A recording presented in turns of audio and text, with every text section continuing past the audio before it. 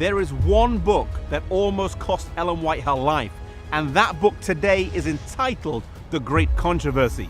The origins of this book come to this rural area here, just outside the town of Bowling Green in the state of Ohio.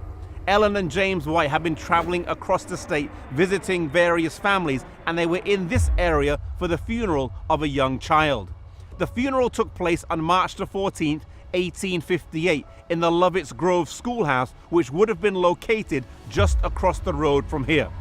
During the funeral sermon, Ellen White received a vision that lasted 2 hours. Receiving a vision during the funeral of a grieving young family is not the ideal timing, but the truth that this vision would share would be vitally important to us today.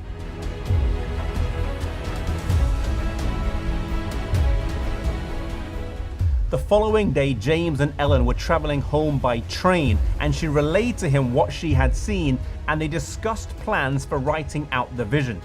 It was decided that when they reached home, this would be her first work. Yet on that train, there was what one author has described as an unseen, unpaying passenger who was determined that the world should never know the truth about himself, that it should not get published and see the light of day. Arriving in Jackson, Michigan, they went to the home of Dan Palmer, and as Ellen White was conversing with Sister Palmer, she suffered a cold, strange sensation pass over her right side and heart.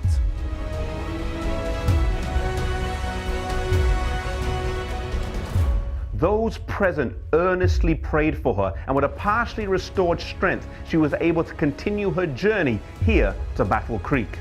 Arriving back here in this house, she began to write, but it wasn't easy.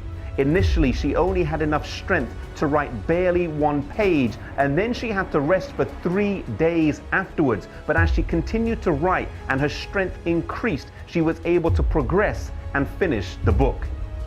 In June of that year, she received some light as to what happened in Dan Palmer's home, and she wrote, "I was shown in vision that in the attack at Jackson, Satan had intended to take my life in order to hinder the work that I was about to write, but angels of God were sent to my rescue." The unseen, unpaying passenger on that train did not want the world to know that he had been an angel in heaven, that he had fallen into sin, and that he was the cause of the misery in this world.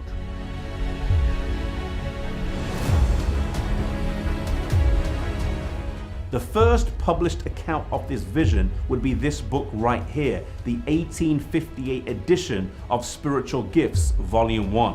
This would later be enlarged into the Spirit of Prophecy, Volumes 1 to 4, and then eventually to what we have today, a 5-part series entitled The Conflict of the Ages, of which the book Great Controversy is the last in the series.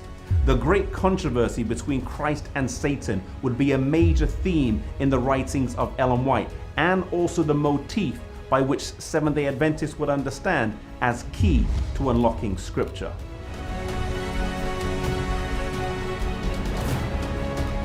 This book, the one that almost cost Ellen White her life, has changed lives all around the world, and is the one that we should seek to share as much as possible. Ellen White herself said, "The Great Controversy should be very widely circulated. It contains the story of the past, the present, and the future. In its outline of the closing scenes of this earth's history, it bears a powerful testimony in behalf of the truth.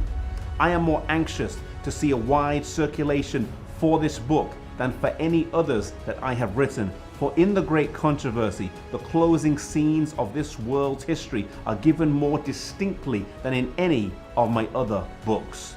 If you have never read the book, The Great Controversy, then I would invite you to do so. And if you have, then pray and ask God for wisdom on who to share a copy with.